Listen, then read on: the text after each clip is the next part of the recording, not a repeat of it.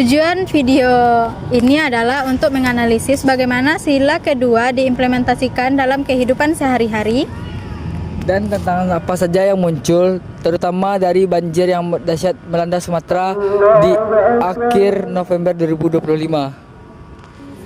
serta solusi berbasis Pancasila untuk mengatasinya.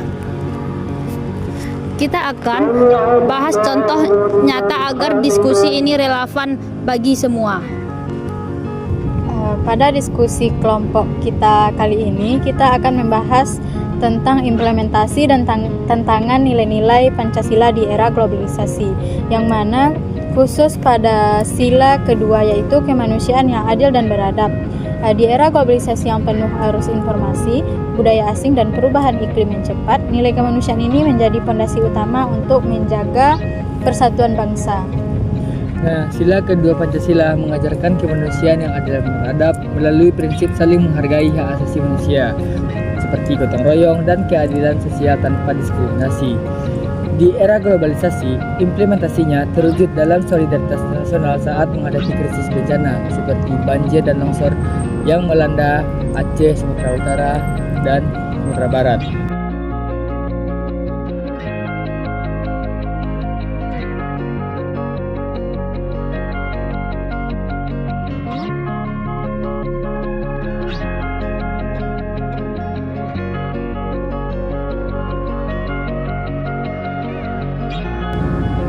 Banjir ini memaksa ribuan keluarga mengungsi, dengan BNPB mengatasi lebih dari 3.800 kepala keluarga terdampak di Sumatera Utara saja.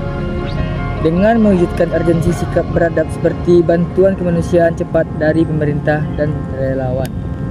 Implementasi positif lainnya yaitu respon pemerintah di bawah Presiden Prabowo yang menginstruksikan semua kementerian turun ke lapangan, termasuk BPBD dan TNI Polri untuk evakuasi. Ia mencerminkan kemanusiaan yang adil karena bantuan didistribusikan tanpa pandang suku dan agama. Meski globalisasi membawa tantangan logistik akibat infrastruktur rusak. Contoh nyatanya yaitu di Tapanuli Tengah, warga saling membantu membangun posko sementara, mengaplikasikan musyawarah mufakat untuk alokasi sembako yang memperkuat nilai Pancasila di tengah arus informasi global di media sosial.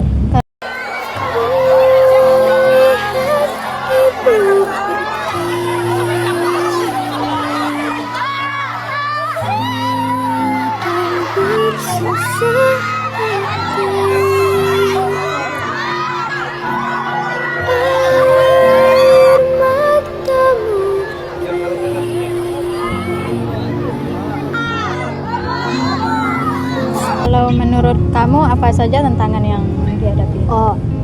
Tantangan terbesar di sila kedua di era globalisasi adalah degradasi lingkungan akibat eksploitasi sumber daya seperti deforestasi untuk pertambangan dan alih fungsi lahan di Sumatera yang memperburuk banjir dan bandang.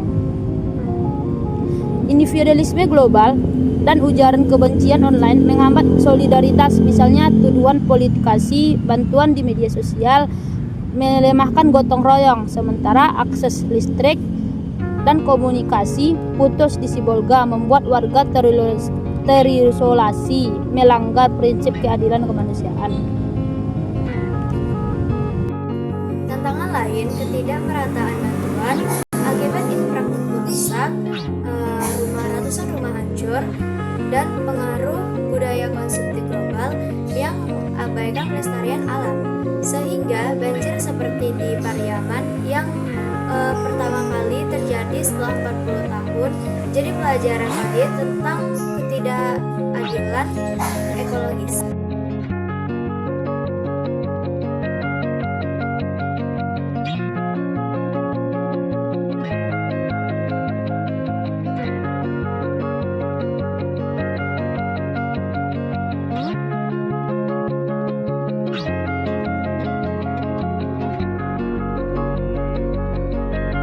Pakar ITB sebut interaksi atmosfer geospasial diperparah penurunan vegetasi.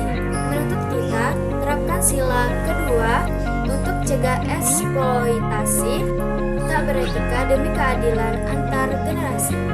Dari diskusi kita kali ini yang membahas tentang implementasi dan tantangan sila kedua Pancasila di era globalisasi, khususnya banjir dahsyat Sumatera yang menewaskan banyak jiwa dan mengungsinya ribuan keluarga.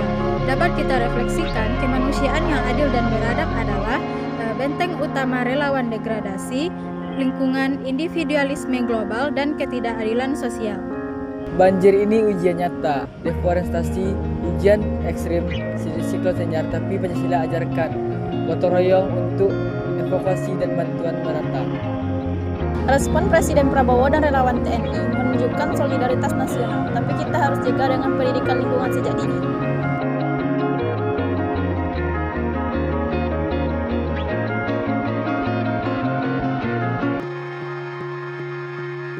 Tantangan globalisasi seperti ujaran kebencian online melemahkan empati. Mari lawan dengan musyawarah mufakat demi keadilan ekologis.